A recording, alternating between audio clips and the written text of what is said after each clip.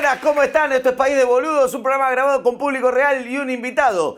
Sobre el final de la semana, y cuando parecía que se iba todo al bombo, el Fondo Monetario anunció la llegada de un acuerdito con la Argentina y que con eso tiramos hasta llegar a noviembre en materia de vencimientos, y así podemos decir que es casi seguro que Alberto Fernández va a entregar el mando el 10 de diciembre y no antes. Triunfo de la bicicleta sobre el helicóptero. Sin embargo, esta semana que empieza hay dos vencimientos por 3.400 millones de dólares que el Sergio pagaría o con yuanes o con otro crédito internacional, aún no sabemos bien, a la espera de que el board del organismo firme el acuerdo. Pero eso sería recién en la tercera semana de agosto, después de las pasos, porque ellos vuelven de vacaciones. Sí, van de vacaciones, van a hacer un muy necesario retiro espiritual a un matadero de gatitos. Sí, se toman 15 días de vacaciones que para ellos son sagrados. Ni siquiera les preocupa que entre en default una economía de 45 millones de personas. Ellos piden flexibilización laboral para afuera, pero puertas adentro. No te negocian unas vacaciones ni en pedo. Son como una comisión interna de troscos. Lo cierto es que no se cumplió la profecía de Luis de Lía, que de militar el Alberto Guzmanismo furioso de pronto devino en pitonizo morenista. Les hago una profecía inédita para la política argentina. Probablemente mañana el oficialismo se quede sin candidato y sin ministro. La disparada del dólar es inminente. Chao, Massa. Sos el final. Veo el futuro. ¿Ah, sí? ¿Qué ves? Va a subir el dólar en Argentina. ¡Upa! ¡Qué profecía tan jugada, Nostradamus! El acuerdo que va a firmar Massa significa que el Fondo Monetario nos adelantará 7.500 millones de dólares en desembolsos futuros que, según el acuerdo que firmó Martín Guzmán, iban a entrarnos para pagar las deudas del acuerdo que firmó en Mauricio. Está lleno de firmas ese acuerdo. Parece esas camisetas de fútbol que cuelgan en las cantinas. A los amigos de las cabras locas, el Tachona Álvarez. Bueno, ese tipo de cosas. Estos adelantos ahora le darían dólares crocantes al Sergio para poder intervenir en el mercado y con eso evitar corridas. O sea, llegar con cierta normalidad a las elecciones. Pero también piden algunas cosillas como aumento de tarifas, moderar el aumento de salarios, no imprimir más pesos y la sangre de 50 vírgenes. En este contexto de escasez de todo tipo, los cuatro principales candidatos, más Schiaretti, fueron a una charla a la rural con el fin de seducir a terratenientes con propuestas inviables como quitar las retenciones. Bueno, la patota Bullrich dio cátedra de economía prometiendo que va a levantar el cepo de un plumazo, porque ella hace todo así, de un trago, nada de gustar, fondo blanco siempre. Por eso nosotros somos conscientes cuando decimos que hay que sacar el cepo de manera inmediata. ¿Por qué? Porque si no, todos los que tienen que invertir van a estar un año más sin invertir esperando que se vaya el cepo. Y además, el cepo se nos va a llevar todo el producto de la próxima cosecha para mantener ese cepo realmente que significa un robo para los argentinos. Clarísimo, clarísimo, la verdad. Gracias, Pato, por esa cátedra de economía. En fin, esta semana también hubo otro round picante entre la patota y el Roboracio. Ella dijo que había que hacer un blindaje con el fondo y Roboracio le contestó que blindaje hacia el gobierno de la Rúa y Fernando Iglesias entonces tuiteó: a De la Rúa le fue mal, pero peor le fue a Favaloro. Ay, Ferchu, siempre en la banquina, No sé qué vas a hacer cuando Elon termine de fundir Twitter, Va a gritar en las plazas improperio, va a estar... ¡Ah! No tuvo una buena semana Bullrich, Luego de meses que eran todos goles, las elecciones en Santa Fe y sus inconsistentes declaraciones económicas cambiaron su racha ascendente. Hasta su principal competidor, Javier Milei, abrió el paracaídas y logró estabilizar la caída libre que venía llevando, Y hablando de malas rachas, Alberto. ¿Se acuerdan, Alberto?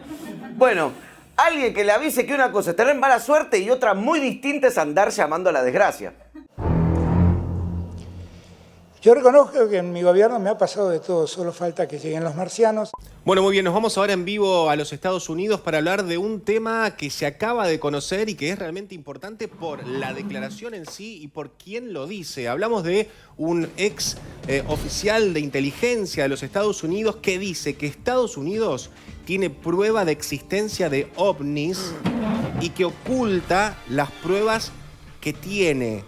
Antes de pasar al informe, te recordamos que País de Boludos es un programa gratuito que se financia exclusivamente con el aporte voluntario único o mensual de sus suscriptores, que son quienes pueden venir a participar de esta grabación. Pueden suscribirse si quieren muy fácil, ingresando a este QR que está acá o entrando a paisdeboludos.com.ar, y de esa forma nos ayudan a que las 8 personas que trabajamos para hacer este producto, 9 con la contadora, cobremos un salario. Bueno, ahora sí vamos a hablar de un tema que viene en el trasfondo de este proceso electoral, el desencanto con la política. Diciembre de 2001, la mayor crisis política, económica y social que vivimos en la Argentina desde el regreso de la democracia. Revivido en decenas de libros, documentales y hasta una serie en la que le salió un dual de estilo mafioso italiano de Nueva Jersey. Pero situémonos 2 meses antes de aquellos episodios, cuando hubo elecciones legislativas en las que la sociedad manifestó creativamente su malestar con la clase política. Dicen que al abrir las urnas, los fiscales encontraron de todo: sobres con boletas rotas, dibujitos, fotos, cartitas, incluso no sé por qué estaba de moda meter fetas de salame, con lo caro que estaba el fiambre. Después había personas que no querían votar, pero tampoco tener sanciones, así que se organizaban para viajar a 501 kilómetros de su lugar de votación, distancia en la que está justificado el ausentismo. Ahora la multa por no votar es de 100p, así que a menos que los hagas en bici los 500 kilómetros, te conviene pagarla. Los resultados de aquellas elecciones legislativas mostraron un importante salto del voto en blanco, que superó el 10% y los impugnados llegaron al 13%. Casi 1 de cada 4 argentinos que fueron a votar no eligió ninguna opción, y los otros 3 quedaron con secuelas. La participación también cayó 5 puntos por debajo de la elección anterior. Votó un 75% del padrón electoral. El otro 25% optó por quedarse en el sobre y clavarse el salame en un sándwich. Todas estas expresiones terminaron por ser agrupadas dentro de lo que se conoció como el voto bronca, un claro antecesor del que se vayan todos, que llegaría 2 meses después cuando voló todo por el aire, incluido Fernando el Aburrido, que al final, si algo no le faltó a su gobierno, fue entretenimiento. Hoy, a 40 años del regreso de la democracia, el escepticismo que despierta la política hace que muchos vean una crisis de representación similar a la de aquellos 2001. ¿Será que estamos en la previa de un nuevo que se vayan todos? Antes de comenzar a analizar los ánimos del electorado, tenemos que aclarar 2 cosas. La primera es que si bien en Argentina hasta ahora hubo elecciones en 17 provincias, no vamos a hablar de la elección de hoy en Chubut porque esto se grabó ayer y el presupuesto del viaje en el tiempo nos lo escabeamos. Lo segundo que hay que advertir sobre las elecciones es que cada distrito tiene su propio sistema de votación y eso influye en la cantidad de votos blancos y nulos. No es lo mismo boleta de papel que votar en una pantalla, tampoco es lo mismo votar en una lista sábana que elegir candidatos de a uno destapados. Hay sistemas combinados, digitales y analógicos, como por ejemplo la Ciudad de Buenos Aires, que vamos a tener lo peor de los 2 mundos: papel para las nacionales y electrónica para las locales. Va a haber más cola en las mesas que para comprar birra cuando termina la veda. Decir que no hay voto por carta como en otros países, porque ahí sería una cosa demencial. Querido fiscal general, aprovecho esta misiva para no solo impartir mi voto, sino también hacer explícito el porqué. Sucede que luego de mucho meditarlo, he decidido inclinar mi proverbial balanza hacia el irresuto señor Lustó, no tanto por sus propuestas ni su bonomía, sino para, de esa forma, contribuir a la no proliferación de las ambiciones de eternizarse en el poder del señor empresario de origen calabrés. Entonces, sin contar la elección en Chubut, ni la de Córdoba del domingo pasado que fueron municipales, los números de las elecciones en los otros 16 distritos muestran algunas tendencias claras. Este otoño e invierno sale mucho ausentismo en tonos pasteles. El diario AR.com comparó resultados de las mismas elecciones hace 4 años y encontró cosas interesantes, como que el porcentaje de votantes pasó de ser el 76,4% del padrón al 71,7% en este 2023, o sea que cayó 5 puntos. Encima, esta semana me enteré que la multa por no presentarse a votar, como decíamos en el informe, es de 100 pesos. Único país del mundo en donde se te devalúan hasta las sanciones, Eso no es una multa, es un viaje en el tiempo que te regala la justicia electoral. En la misma línea del ausentismo, el voto en blanco subió en promedio, aunque cambia también según la provincia. Hubo lugares, por ejemplo, en Tierra del Fuego, donde superó el 20%, y en el Chaco, San Luis y Jujuy superó el 10%. Pero, promediando todos, los votos en blanco a nivel nacional rondan el 8%. Para no aburrir con los números, podemos decir que pasa más o menos lo mismo con los nulos, Siempre van bastante en línea con los blancos. Son la bronca y las ganas de putear.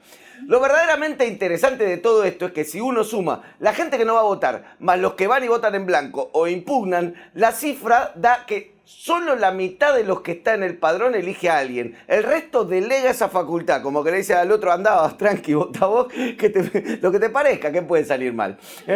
Por eso en campaña casi todo el espectro de la política intenta mostrarse con familiaridad, como uno más, alguien que está cerca tuyo, que es como vos, como Horacio, que va a hacer sus propias compras. Ah, no, al final no era tan casual. Pero al menos hace timbreos, visita casa de gente real. Ah, no, estén casados con hijos. En estos 40 años de democracia hubo variaciones en el ausentismo, pero en general se fue acrecentando. Pasó de votar el 85% en 1983 a poco más del 70% en la actualidad. En épocas de mayor movilización y disputa política sube, y en momentos de menor interés o mucha crisis baja. Además de que cae la participación siempre en las PASO, quizás por su nombre, que te sopla al oído: en esta no votés. El ausentismo que hubo en las provincias más pobladas como Santa Fe y Córdoba, en donde los votantes apenas superaron el 60% del padrón, generó preocupación en el gobernador bonaerense Axel Skywalker. Teme que el ausentismo pueda perjudicarlo. Esta semana se reunió con intendentes de la provincia para que colaboren en el arreo de personas hasta el lugar de votación. Ubican el arreo de personas, esos bondis que gentilmente te acercan gratis al lugar de votación mientras el chofer va tosiendo todo el tiempo: ¡votá el peronismo! ¡Votá el peronismo! El que esta semana ploteó un bondi para hacer el Tour de la Libertad fue Javier Gerardo. No sabemos si el 13 de agosto lo va a poner al servicio de trasladar a sus votantes. Lo importante es que él no maneje. ¡Oh, Javier, cuidado! ¡Viva la libertad, carajo! Este año, con motivo de los 40 años del regreso de la democracia, hubo varias encuestas y estudios dedicados a ver si la gente prefería este sistema de gobierno. Y la respuesta es que sí, la prefieren, aunque es notable como cuanto más jóvenes menos interés tienen. ¿Y qué querés si están todo el día con el telefonito entrando al internet? En mi época hablábamos de democracia todo el día mientras jugábamos en la calle con una pelota de yeso. Un estudio a nivel nacional de la Universidad de Buenos Aires señala que a un cuarto de la población le da lo mismo, o sea, un gobierno autoritario, y otro cuarto distinto cree que si un presidente es malo se le puede interrumpir porque no es su gobierno. Según el estudio, además, cuando se le pregunta a votantes libertarios, esos números aumentan significativamente. Según los libertarios, un tercio puede vivir en dictadura y otro tercio cree que está bien interrumpir mandatos. A su vez, los partidarios de Milei también resultaron ser los más intolerantes. El 60% no se vincula con gente que piensa distinto y la mitad cree que no son importantes los acuerdos entre políticos. Inesperado. El canto que más los asusta a la casta esta de mierda fue el canto del 2001-2002, cuando pedimos que se fueran todos y no se fue ninguno y se quedaron todos. Por eso tienen terror cuando le cantamos ¿qué cosa? ¡Que se vayan todos! ¡Que no quede uno solo! ¡No! ¡Que se vayan todos! ¡Oh! Lo que empiezan a mostrar estos números es que si bien hay un parecido con la crisis de representatividad de 2001, lo que está pasando es que la bronca no se está canalizando a través del voto, sino a través del no voto. O sea, más que bronca pareciera haber escepticismo. Y esto, como ya señalamos, puede ser un problema para las opciones más de los extremos, para Milei y para el FIT, que son los canalizadores del voto bronca por derecha y por izquierda respectivamente. Y si la bronca es sin voto, sus performances electorales bajan notablemente. Esto también se viene verificando en las elecciones provinciales, donde con algunas excepciones ambas alianzas vienen teniendo resultados por debajo de lo esperado. Y aunque esto a la larga es una ventaja para las opciones de centro como Massa o como Larreta, también puede ser un arma de doble filo, ya que puede ser una desventaja a nivel legitimidad durante tu gobierno, porque ¿de qué te sirve llegar a presidente si casi nadie te eligió? En fin, vamos a hablar ahora con un candidato a presidente. Con nosotros, Juan Grabois.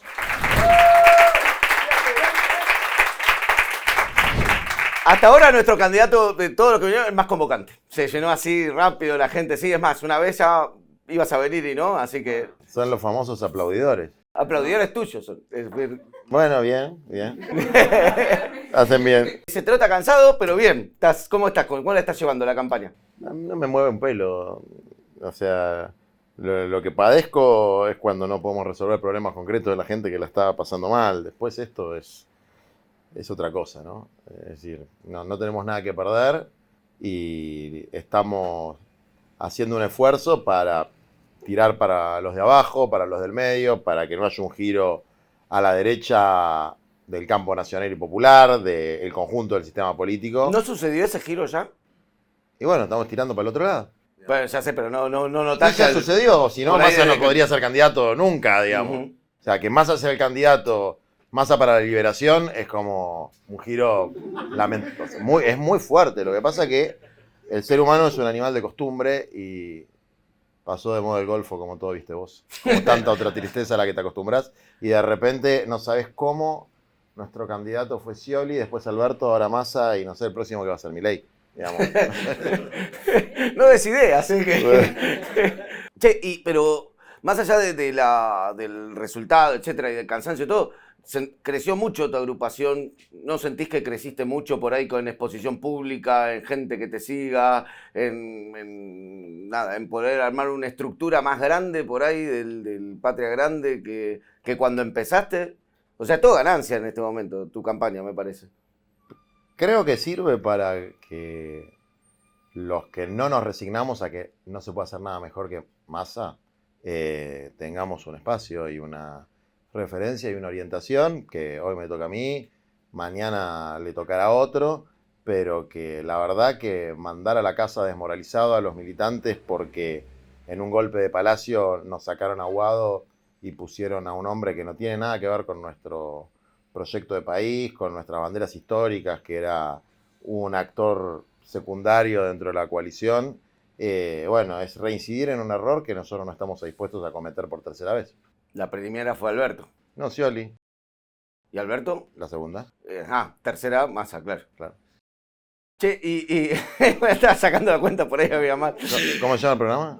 País de boludo se llama. Sí, sí. Yo lo honro muy bien, No, sí. Estás muy amable. Che. No, bien, tranquilo. Che, pero, a ver, pasan las pasos. ¿No? Suponete, más allá de cómo salga la elección, no ganas por alguna razón. ¿Qué todo el mundo me dice lo mismo? Porque por ahí es lo más probable. Por ahí gano. Bueno, por ahí ganás. Y si gano, pregúntame qué pasa si gano. ¿Qué pasa si ganás? Le gano a Bullrich después. Bien. Sí. Excelente. Ahí.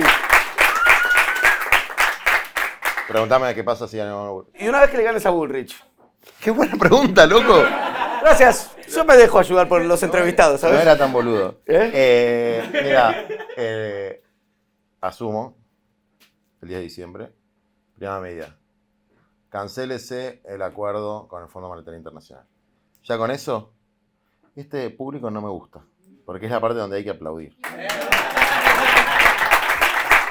Pará. Primero que nada, déjame decirte una cosa.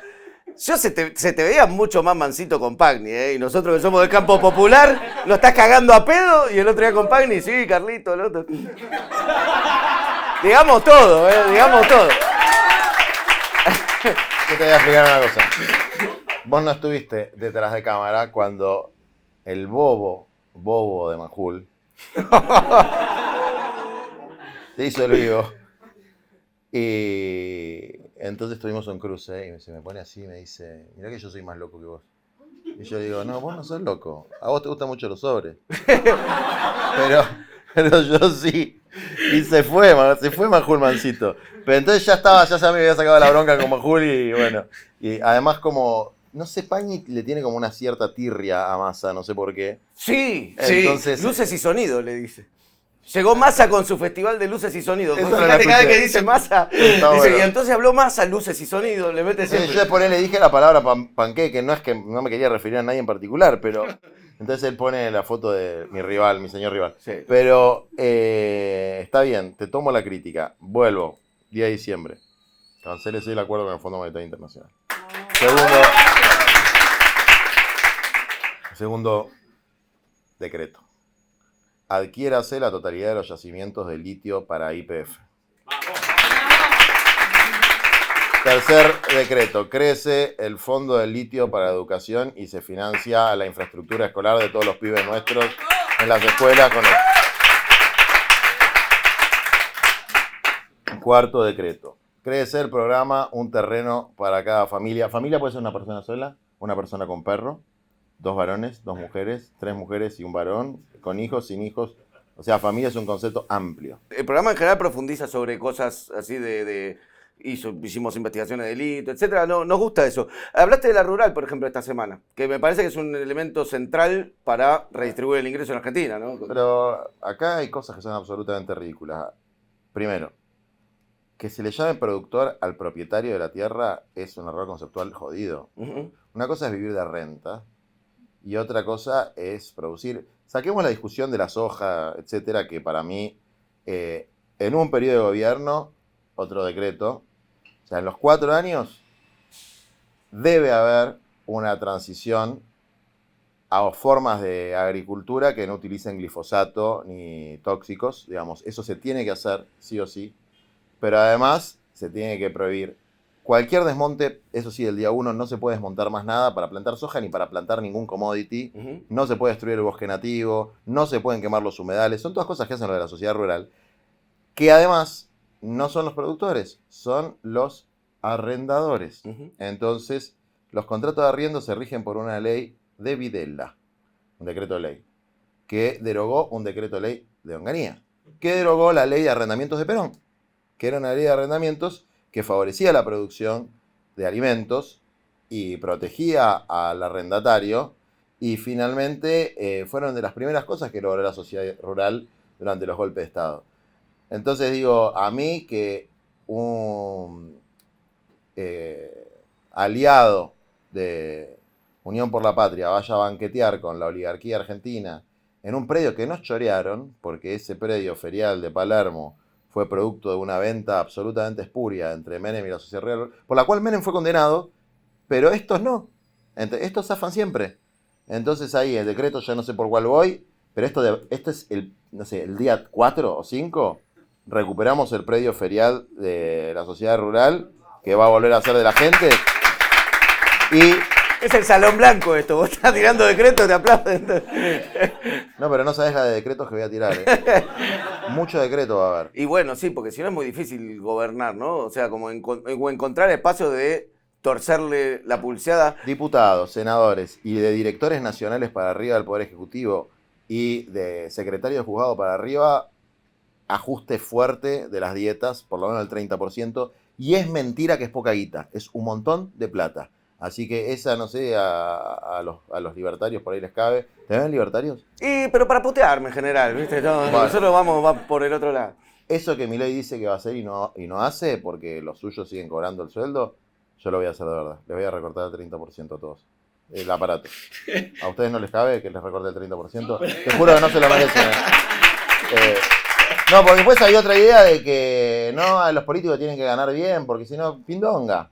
Digamos, tienen que ganar como cualquier laburante, cualquier trabajador especializado, y si les gusta mucho la guita, que se dediquen a otra cosa. Bueno, hay un tema también con la política que yo se lo pregunté a Moreno también acá, y medio se lavó las manos, pero ¿qué es el tema del financiamiento de la política? Para mí es un tema clave que nunca se menciona y nunca se discute en la Argentina, que es que la mitad de los políticos, o gran parte de los políticos, están mucho tiempo pensando en hacer caja, y otros tantos saben que hay otros que son los que hacen caja y se hacen los boludos, pero hay mucha... Yo estoy aprendiendo ahora más o menos cómo funciona.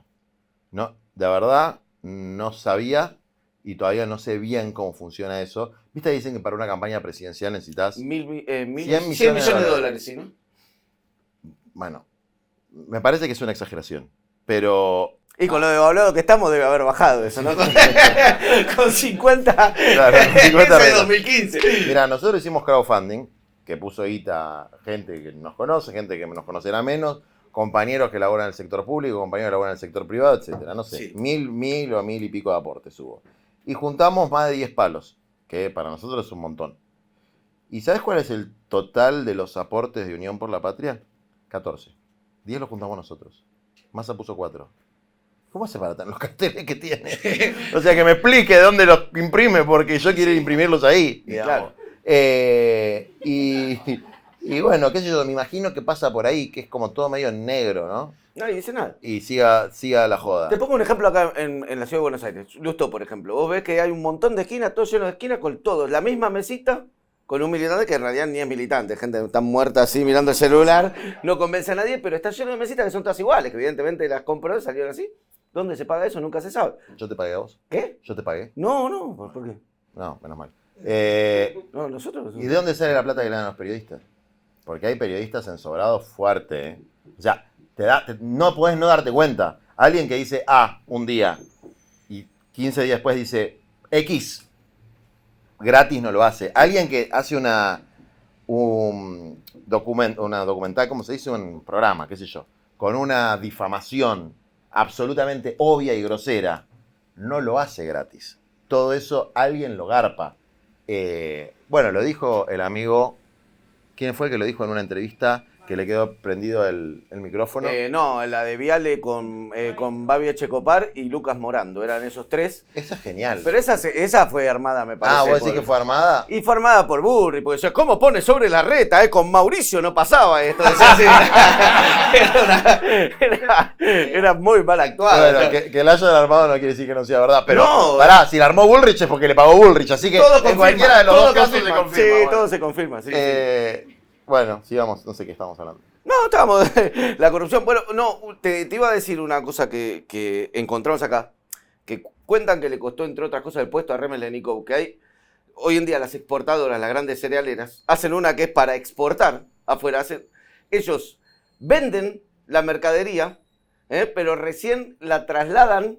Obvio. Mucho tiempo después, y en el medio especulan y queda en Argentina. O sea, la triangulan. Así es. La venden a su filial afuera, mientras queda en Argentina, y después la filial de afuera la vende a China y la vende Eso se resolvía con Vicentín. Claro. Decreto número 8, recupere ese Vicentín para construir una empresa nacional de alimentos y exportación de granos. No, bueno, por eso se... A ver, ¿qué es el dólar soja? Es un subsidio a los ricos. Vos estás subsidiando a los ricos que van a recibir más pesos que lo que recibiría otro actor económico por sus dólares. El argumento es que si no, no liquidan. Pero existe la ley de abastecimiento. El tema es que hay que tener el coraje para aplicarla. Entonces, así como son tan guapos para incautarle las medias a una doña que está vendiéndolas en 11, deberían ser igual de guapos para incautarle los hilo bolsa a los tipos que tienen retenidas las cosas en el campo y no la liquidan. Bueno, esas son las cosas que vamos a hacer nosotros, digamos. Nosotros lo que vamos a hacer es hacer cumplir la ley para todos, pero empezando por los de arriba. Hay también una visión que por ahí me parece que cuando fue lo de la 125... Eso porque primero fue el Lustó, el de las mesitas. El de las mesitas, sí. Y además ahí era... A ver... Para mí, ¿no? Yo como lo viví. Primero, había un montón de actores. Se unificó a un enemigo donde la mitad no tendrían que haber sido enemigos. Porque tuvo que ver con una suerte de dialéctica. Eso te iba a decir. ¿No? Eso te iba a preguntar. Pero pará. Nosotros, el desarrollo que tiene nuestra fuerza en los sectores rurales es muy superior al de la sociedad rural. En cantidad de compañeros, en cantidad de gente y incluso en nivel de producción de alimentos. Es decir, son otras condiciones. Pero te voy a decir algo. Esa lucha fue fundacional de la militancia de mucha gente, digamos. O sea, yo empecé a simpatizar con el kirchnerismo con ese tipo de cosas. No empecé a simpatizar con el kirchnerismo porque tenía superávit gemelos. ¿Me entendés? No. ¿Qué quiere que te diga? O sea... Sangre azul en la vena. ¡Qué lindo! No tiene déficit. Claro, exactamente. Sí. A lo que voy es, ahí no hubo un error de unificar el discurso de los grandes y los chicos, bueno, los jugadores grandes y los chicos del campo, todos en contra. Porque las retenciones, a la larga, hay algo que uno tiende a decir como las retenciones la pagan los ricos del campo. Y en realidad la paga el productor. La cerealera que exporta no la paga, se la transfiere. Bueno, por eso con Vicentín se hubiese resuelto gran parte del problema. Digamos, pero al productor, por ejemplo, lo de las retenciones, yo creo que es más importante el abastecimiento interno y la liquidación de divisas que las retenciones. Lo de las retenciones no me parece un tema fundamental. Porque hay otra forma de grabar, no me quiero poner técnico, pero que es grabar el flujo tiende a ser un error. Hay que grabar el stock. O sea, es la diferencia del impuesto al ingreso o al consumo y el impuesto a la riqueza. Cuando uno habla de distribución del ingreso, se olvida que así como hay mucha desigualdad en la distribución del ingreso, hay 10 veces más desigualdad en la distribución de la riqueza. ¿Qué es la riqueza? El patrimonio. Yo que tengo una casa en Villa Adelina, soy infinitamente más rico que el 50% de nuestro pueblo que no tiene patrimonio, y teniendo un patrimonio chico. Entonces, hay un tema del patrimonio que no está en las estadísticas, no hay estadística de distribución del patrimonio. Nosotros sabemos que hay una pésima distribución de la riqueza en la Argentina que se viene agravando desde 2015. Y que en muchos casos no pagan impuestos. Bienes rurales, por ejemplo. Bueno, eso es el patrimonio. O sea, vos cuando pagás el IVA, ¿por qué es injusto? Porque lo paga el rico y el pobre paga la misma alícuota. Claro. ¿Por qué la retención es injusta? Porque el grande y el pequeño pagan la misma alícuota. ¿Por qué el impuesto a la tierra rural es justo? Porque el que tiene 5.000 hectáreas paga por 5.000 hectáreas y el que tiene 50 paga por 50. Hubiera sido a la rural a decir, vamos a eliminar las retenciones y te aplaudían. Después y después lo cagaba, pero bueno. Pero lo dejaba tranquilo, era una buena idea. No, te digo que lo de las retenciones no sé si eliminarla, pero hay que cambiar el impuesto al flujo por el impuesto al patrimonio. Pero además, ¿sabes qué otra ventaja hay? Que no te pueden mentir. No te pueden hacer trampa. Claro. No te pueden decir, de acá salieron 5.000 toneladas y sacar 8.000. Claro. Porque la Tierra sigue teniendo más o menos la misma dimensión siempre. No te pueden contrabandear. Entonces, no te lo pueden triangular con Paraguay y llevártelo. Claro. Llevan la barcaza a Paraguay, la traen por acá y como es soja paraguaya no paga retenciones.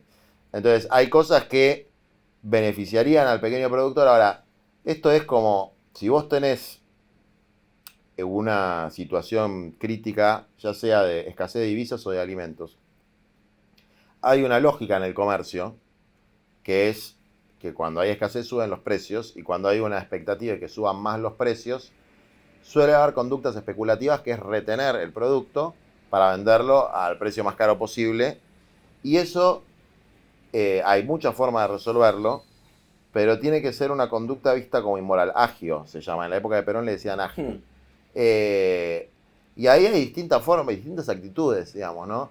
Pero el que tiene esa conducta antisocial, que daña sobre todo a los más vulnerables, hay que utilizar el carácter ejemplificador del castigo.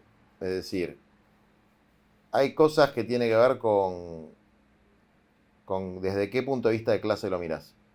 Cuando el castigo está únicamente reservado a los pobres por una conducta a la que fueron empujados por un sistema que excluye y que tiene causales muy claras, como la deserción escolar, la reincidencia, las adicciones, pero otras conductas que son triplemente gravosas para la gente no son castigadas nunca, como el lavado de activos o el agio o la especulación, y que sí están tipificadas en los códigos, se produce una distorsión del acceso a la justicia y también de digamos, lo que llaman el imperio de la ley, ¿no? Porque la ley es algo que, si se aplica correctamente, es lo que, como fue la Constitución del 49, como fueron las leyes de los gobiernos de Perón, permite igualar la sociedad. La sociedad no se iguala sin ley, se iguala con ley, pero la ley no puede ser, como dice el Matifierro, como la faca, que solamente que al que la tiene el mango no lo daña y solamente daña al que está descalzo, ¿no? ¿Qué haces con la corte? Porque si vamos a hablar de la justicia, claro. Vuelan. ¿Comodoro Pi? Vuelan. ¿Cómo? ¿En comisión? ¿Pones en comisión la justicia? ¿Qué onda? Viste que Burris dice, yo te traigo un montón de dólares, pero no te puedo explicar cómo. ¿Vos lo vas a hacer volar? Si... Yo te digo que vuelan, no te puedo explicar cómo. ¿No querés avivarlo? No, porque podría ser denunciado por la propia corte. Pero, claro. Vos sabés que el día que me validaron la lista en la justicia electoral, la corte agarra un expediente viejo mío, que era en una época, bueno, hubo un juicio por un dirigente social que se llama Lito Borello, por un conflicto que había habido en el 2004, y yo era su abogado, sobreseyeron a Lito, pero yo no me paraba cuando entraban los jueces y el alegato los maté. Era la época del lawfare a full, ¿no? Sobreseyeron a Lito, que era mi cliente, pero no a otra persona que no voy a nombrar, que era a quien realmente querían condenar, ¿no? Que era a quien realmente querían condenar. Entonces en mi alegato dije, esto es una cosa espantosa, dije cosas muy que no les gustaron. Entonces me multaron, cosa que es absolutamente ridículo, porque, y además si uno ve los fundamentos de la multa, por ejemplo, uno de los jueces decía, yo conocí al padre, te juro, yo conocí a su padre y no puedo creer que le haya salido un hijo tan malo. Una cosa... Pero yo Les juro, se los voy a mandar si no me creen, pero decía eso. Entonces me ponían una multa. Bueno, apelamos, qué sé yo. Llegó a la corte y el día que me validan la lista, la corte confirma la multa con tantas ganas que saca una gacetilla y la manda a todos los medios diciendo que confirma la multa. Y yo decía, me están haciendo propaganda gratis, porque la verdad que lo primero que voy a hacer es vengarme de la multa confirmada y hacerlo volar por los aires. Mira, hay una cosa, hay gente que le gusta mucho La Plata. Mucha. Mucha gente, y los de la corte son particularmente, Sí. les gusta mucho La Plata. Entonces, si quieren seguir teniendo la plata que tienen, van a tener que buscarse otro trabajo. Porque si no van a tener que pagar muchas multas. Me dieron una idea buenísima. Y te puedo asegurar que se van a ir por La Plata. Hay un cuento que había un intendente eterno de Loma de Zamora que se llamaba Mercury. Mercury, Osvaldo. Bueno, El entonces... que apretaba las latitas y... Exactamente. Era el primer ecologista. Bueno, a Mercury le meten una multa. Si el tipo decía, bueno, este tipo no se va a ir nunca. Se va a quedar acá para siempre. Y le meten una multa salada, por una cuestión ambiental, precisamente, ¿no? Y el tipo renunció. Antes de pagar la multa renunció. Y ahí que cambió la historia política de Loma de Zamora. Así que tengo buenas ideas de qué hacer con la corte. Comodoro Pi lo voy a resolver rápido, Comodoro Pi, porque ¿por qué tiene poder Comodoro Pi? Porque tiene jurisdicción, ¿dónde? En la ciudad de Buenos Aires. ¿Y qué pasa en la ciudad de Buenos Federal. Aires? Claro, ¿y quiénes están en la ciudad de Buenos Aires? El Poder Ejecutivo Nacional y el Legislativo. Porque Buenos Aires es la capital de la República Argentina. No va a ser más la capital, la voy a pasar al Norte Grande, entonces se van a Excelente. joder lo de Comodoro Pi. No van a tener jurisdicción. O se van a tener que ir a vivir a... A cagarse de calor a Santiago del Formosa. Estero, claro. Y te puedo asegurar que no van a ir. No sos muy cruel. No, te juro que solamente cambiando la capital federal cambia la lógica política del país. Y claro. Cambia la lógica de los pituquitos de Recoleta y estuvo bien el de Córdoba. Tienen razón, loco. O sea, todo bien con la ciudad de Buenos Aires. Me encanta, es una ciudad espectacular, pero no puede ser la capital federal de Argentina. Porque si no, la lógica porteñista, yo soy un poco porteño, un poco bonaerense, un poco patagónico. Pero la lógica porteñocéntrica es muy dañina. Y además ha funcionado muy mal. Así que vos fijate que no son porteños los mejores presidentes que hemos tenido. Si uno ve... Creo que no tenemos buenos presidentes porteños, si uno No. analiza, ¿no? No. ¿Quiénes son? Alberto de la Rúa. Macri es tandilense, pero vale como porteño. Bueno, pero por ahí, mentalidad... Igual porque- Alberto y de la Rúa ya van bien. Ya con esos dos ya tenés para... Sí, y Macri, porque es porteño Macri. Sí, sí. Es porteño. No, y aparte vive. Nació en Tandil. Nació en Tandil, sí. Pero Perón no era porteño. ¿Entendés? Evita no era porteño. Era de los toldos. Ujú. Entonces, en los toldos son toldos porque había indios en los toldos. O sea, los Kirchner eran pingüinos. Entonces, la lógica porteñocéntrica es una lógica chota. Y hay que cambiarla. Lo cual no quiere decir que los porteños tengan la culpa de nada por el hecho de ser porteños. De hecho, tienen grandes virtudes en el terreno artístico, en el terreno intelectual, en el terreno científico, pero en el terreno político, Sí. mejor que... Y te da grandes privilegios también ser porteño, digamos. Mirá. Con acceso a servicios mejores y, Pero hay y cosas- además a nivel coparticipación recibimos más. Son todos planeros ustedes, porteños, están todos subsidiados.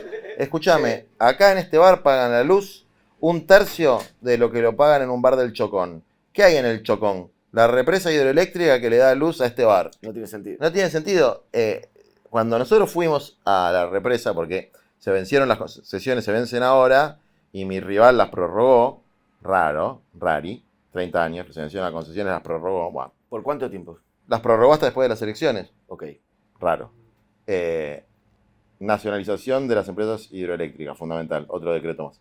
Que ni siquiera quieren hacer nada porque se vencen las concesiones y ya está. Pasa un poco que se vence concesiones, en realidad como no termina de ponerse de acuerdo el Frente de Todos, Unión por la Patria, pasó con la hidrovía, o sea, se vencen las concesiones y quedan como un stand-by. La verdad es que un gobierno, Con la... un gobierno que no gobierna. Con la bueno, hay un problema de autoridad política, claramente. Sí, A ver, claro. ¿cuál es la diferencia entre Massa y Guzmán en la gestión económica? Hay una sola diferencia. Que Massa tiene autoridad Guzmán se le política. patinaron unos cuantos miles de millones. ¿En importaciones, decís? Bueno, de Ciudad de central importación. en general, digamos, Pará, fue pará. medio con pese, compartido también. Pará, como dice Santino. Los meses de Massa fueron más inflacionarios. Inflacionario, sí, sí. Segundo, una cosa que le digo al rival. Ustedes saben que nosotros seguimos importando ropa. No tela, que ya sería una cagada, porque podemos hacer tela. Camperitas, busitos, pantaloncitos. ¿Por qué importamos ropa? ¿Qué sentido tiene en un momento de escasez de divisas importar ropa? ¿Cuál es la importancia de importar ropa? ¿Y por qué además de que importamos ropa es uno de los rubros inflacionarios más importantes? Sí. Bueno, porque no se terminó el festival de importaciones, para algunos. Bueno, algunos denuncian que hay en la Secretaría de Comercio cierto valijeo ahí. Pero, no sé. No Que te, no voy es a culpa de poner, Massa, ¿eh? no te voy a poner en el compromiso ese, pero No, pero obvio. Se denuncia que hay. Sí, es totalmente arbitrario. No es culpa de Massa, ¿eh? No, la justicia ahí también jugó un rol muy de mierda. Con los porque- amparos. Con los amparos. sí. Pero lógico, ¿qué se tiene que meter la justicia en la política de importaciones y exportaciones, digamos, ¿no? Pero por eso tienen que volar. Tienen que volar. Y cada juez que dicte un fallo por algún motivo que no sea conforme a derecho, tiene que saber que va a tener problemas. Digamos, los fallos hay que dictarlos conforme a derecho. Pero el tema de la justicia es muy importante, porque tiene que ver con... ¿Te acordás que antes hablaban mucho de la famosa seguridad jurídica? Bueno, se está perdiendo la seguridad jurídica del conjunto de los ciudadanos para poder, primero, gozar de sus derechos civiles, políticos, económicos, sociales y culturales, pero también del desarrollo de las empresas.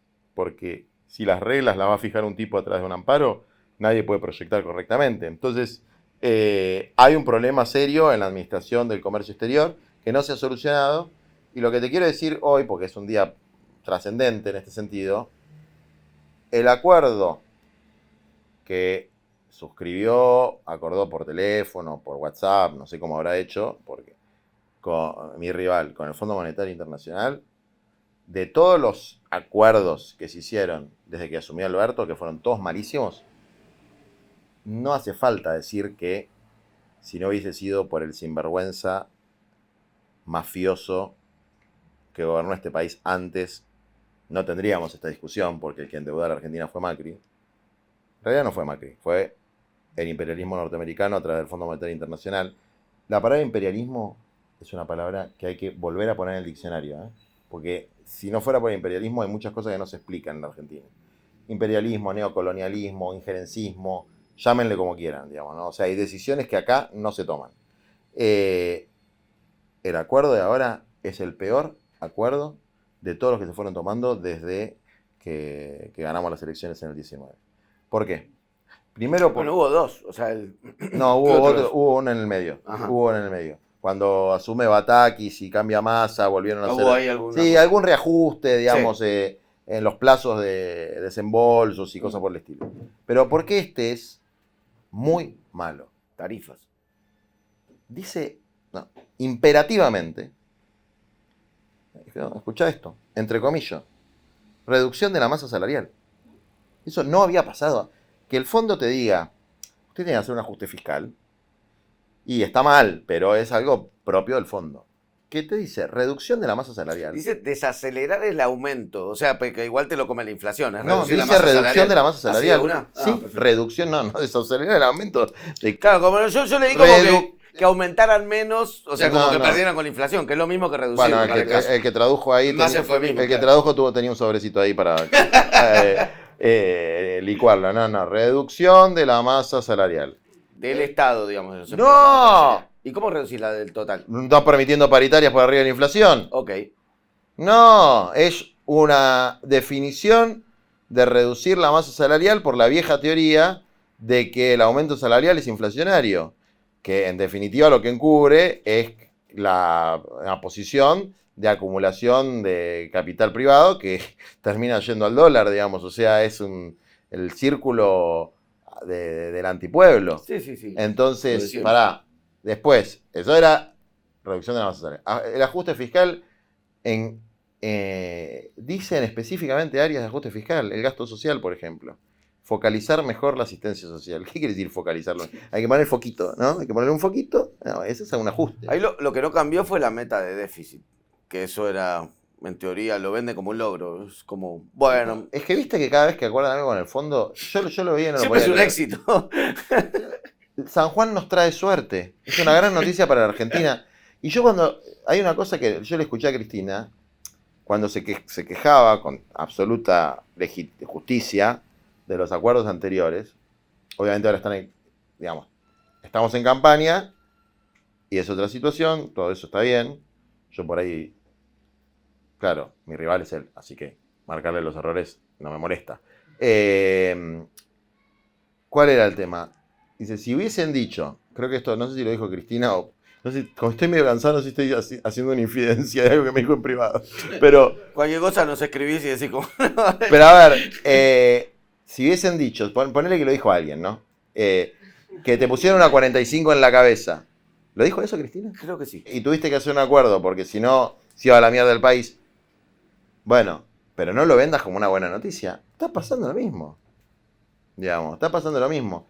Lo fueron llevando, el compromiso era que iban a pagar ahora 10.000 millones, acordaron pagar después de las PASO 7.000 millones. El que hizo el cronograma de pagos, vos fíjate cuándo son los vencimientos. 2 semanas antes de las PASO y 2 semanas antes de las generales. O sea, el imbécil que fue a negociar el cronograma de pagos no tiene un calendario electoral para darse cuenta de que es una forma de condicionamiento político obscena. Pero eso siguen los que firmó Guzmán. Esos son los imbéciles que fueron antes, sí. Pero te aviso que a nuestro representante en el Fondo Monetario Internacional de la época de Guzmán, que se llama Chodos, entiendo que no lo cambiaron todavía. Y Chodos, todo bien, me parece un tipo re bueno, buena onda, qué sé yo, pero vos mandás a cualquier puestero del mercado central a negociar y sabe negociar mejor que Chodos. O sea, hay cosas que no aprendés por tener un saco, una corbata y hablar un inglés mediocre de colegio bilingüe. No. Hay cosas que se aprenden en la vida, digamos. Hacer reír a alguien, como imagino que harás vos en tus stand-up, porque... Bien. ¿Fuiste a la academia de stand-uperos? No, primero arranqué solo, pero después me formé. Y no es una boludez formarse en humor. A ver, vamos a ponerle porcentajes. Tu formación académica. Sí. Y tu formación existencial o vital. ¿Cuánto y cuánto? No, primero fue ponerle 70-30, existencial 30 academia, pero en realidad te organiza... Firmamos.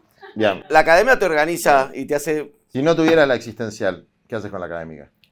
No, nada. De hecho, cualquier cosa artística, si no vivís, no te sirve de nada.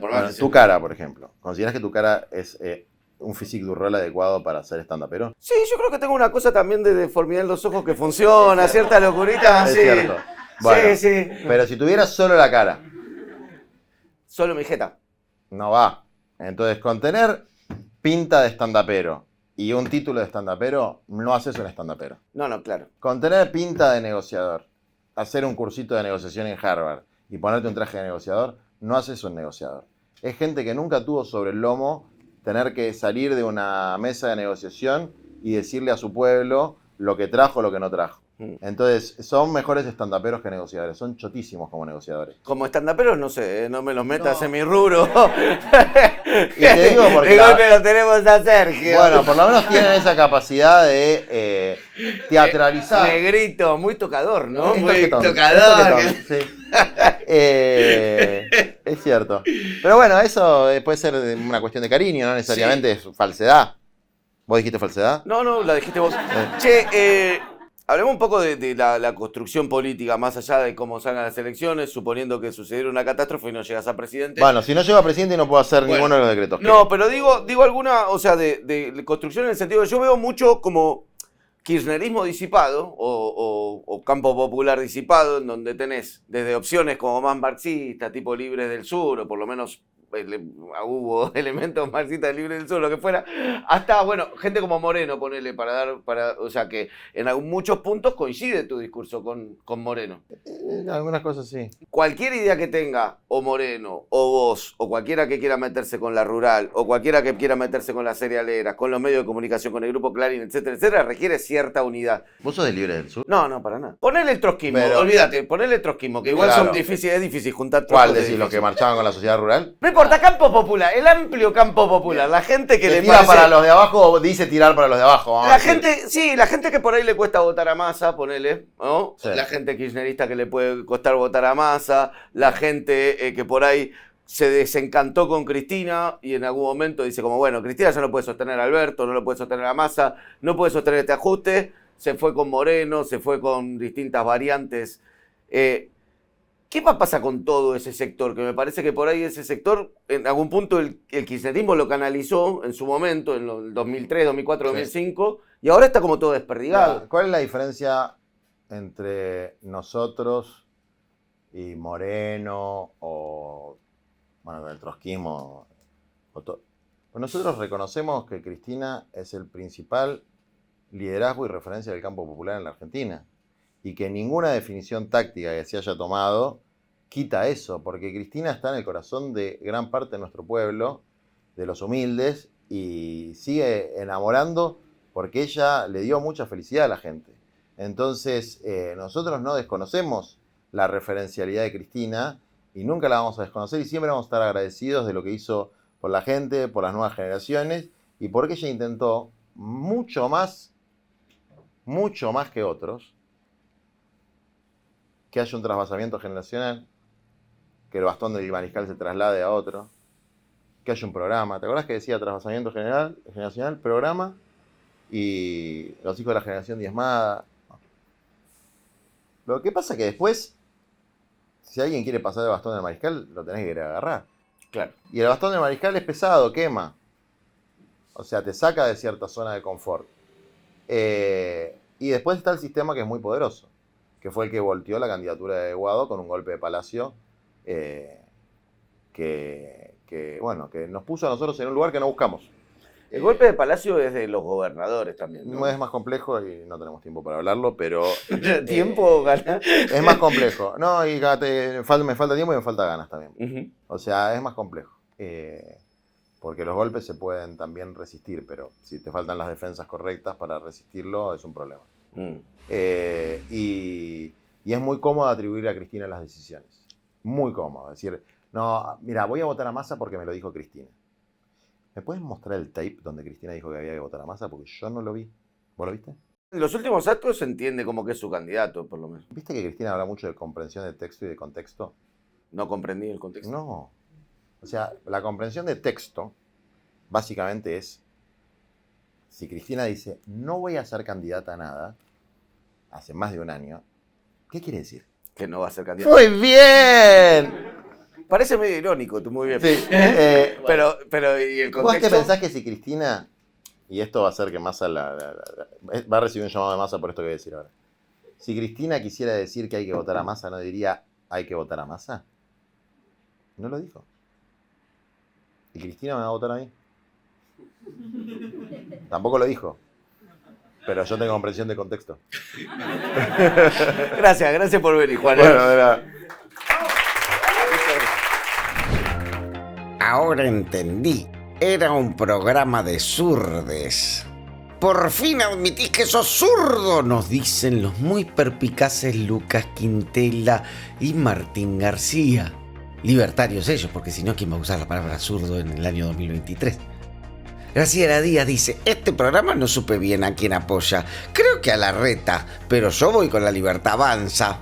Y en Scheuer le dice, jajajaja, ¿cómo llegaste a esa conclusión? Y Purra dice, el próximo domingo empieza como panelista del programa de la Nata. O la siguen haciendo de outsider por un tiempo más. ¡Qué visión! Luciano Félix nos dice, buen capítulo, buena entrevista, lástima que Solano avala poner bombas en los colegios. Tal como propone el Partido Obrero dentro del FIT. En su plataforma está. Bombas en colegios, sí, es la tercera propuesta. Gastón Belondi dice, Fede, qué buen Rolex te compraste con los aportes de los suscriptores a PDB. Oh, emoji de sospecha. ¿Será que ya empezaste a morder de las cometas de los partidos políticos? ¿O será que es un Casio que una vez lo compré en un free shop? Facundo Di Paolo dice, el programa será grabado con público real, pero las risas son forzadas e irreales porque son microchistes que no dan para carcajadas espontáneas. Invertí en más horas para aprenderte los textos y no leer todo el tiempo. Las risas forzadas, tu cara de que vas a tirar un chiste cada 10 segundos, sonrisa y ojos saltones, y los guiones no memorizados le bajan dinamismo y naturalidad al producto. Terminás la frase, remate de un chiste medio pelo y risas al final grabadas y forzadas. Fíjate. suerte.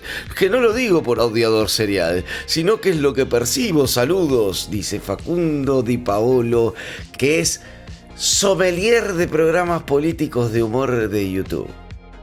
Franco Levó, diría Pagni, hace un análisis profundo del público. Dice, desde que empecé a seguir el PDB, hace como 3 años, me intrigó un toque quiénes eran los fans del canal. Ahora los saco por los chistes de lo que se ríen en el vivo. Se ríen de las palabras graciosas y no de la ironía ni del doble sentido. Se ríen por pertenencia. Dudo que casen el programa. Y mirá que soy re chato políticamente. Era eso de escribir, tu público son todos unos pelotudos. Jean Paul Miquet dice, por favor, hagan un chiste con Better Call Saul y que esté Don Carlos. Se me ocurrió ayer, pero no tengo la infraestructura para hacer nada con eso. Bueno, tampoco es que ustedes tengan tanta infraestructura, ¿no? XD, arre, entre paréntesis. Hoy tal vez me suscribo. No, deja, invertí en tus proyectos, invertí. No dejes de filmar ese guión, chabón. Y por último, Esteban 909 de Frenemy, que fue la sección de hoy, fue toda Frenemy. Esteban nos dice, los defendí de un amigo que decía, estos hippies progres son unos vagos. A lo que yo le dije, serán hippies, serán progres, pero trabajan todos los domingos. Después me enteré que el programa es grabado. Un abrazo. Mirá, si te cuento lo que laburamos, me dirías, ¿por qué no se pone una pizzería?